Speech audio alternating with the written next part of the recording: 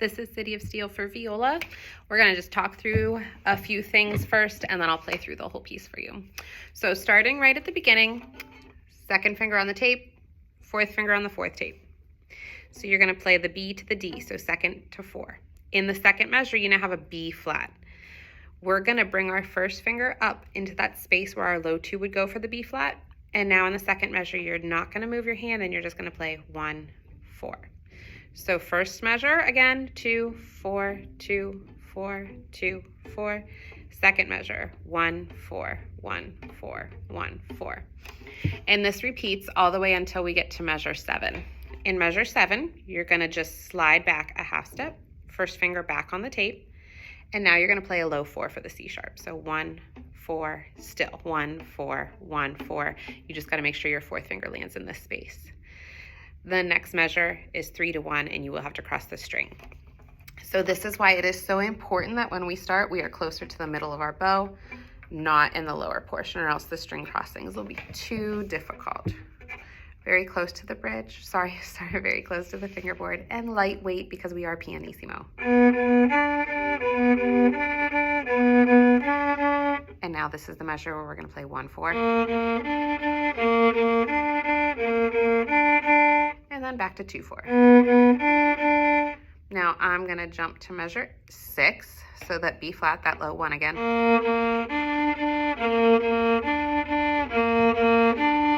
In measure 7, I'm not going to slide my first finger back to the tape and play 1 to low 4.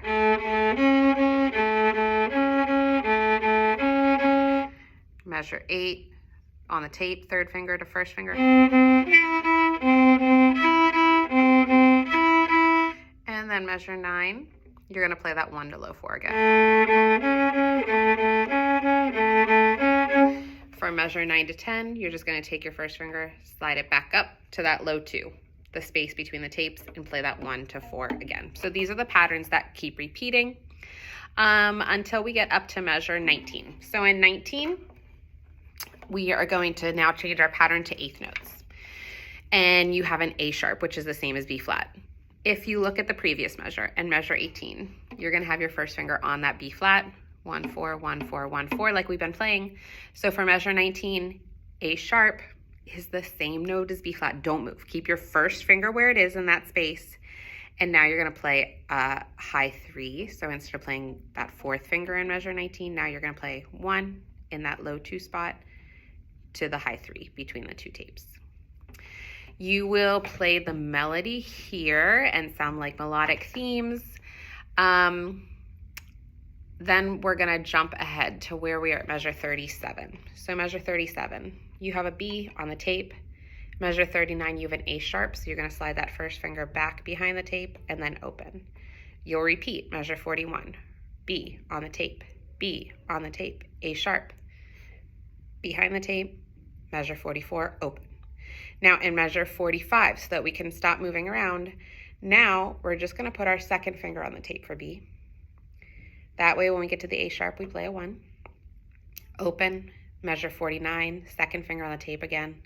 When it's A sharp, a 1, and then we'll stretch for the high 2.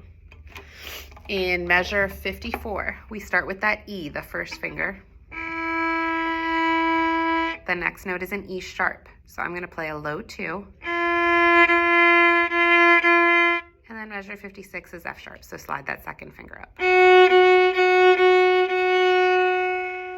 Every time you have these themes, like you had back in 21, at 29, and now again at 57, just watch very carefully. You are over on your G string, sometimes on C, and because we have C sharp and F sharp, most of those third fingers on G and C are a high 3 past the tape.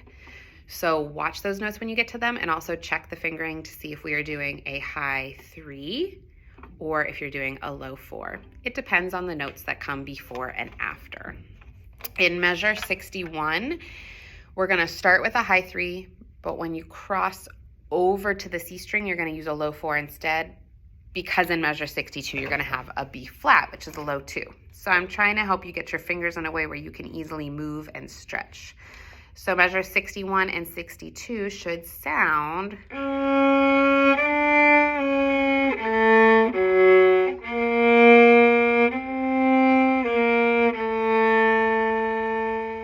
make sure you're taking time to play through it slowly so that you can make sure you get the hang of those lows, highs, and stretches. And then we're gonna play all the way up to measure 120. At 120, you have that DSL coda, so we have to go back to the sign at 41. So at the very, very end of 120, jump back to 41, play all the way through measure 64. At the end of 64, you then jump to the coda. In the coda, we're just gonna go through some of these 16th notes. So at 125, we start the pattern like we had at the beginning. Then that first finger in that low 2 spot. Making sure our bow is set out in the middle or a little higher so we can get these notes easily, play them quickly. In measure 127, we are now gonna play a high 3. You just had a 4th finger set, now you're gonna play high 3, and you're gonna have to cross over and play the high 2 on the tape, on the D string.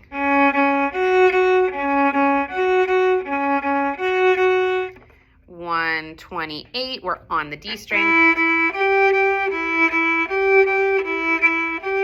Measure 129, then you have some melody.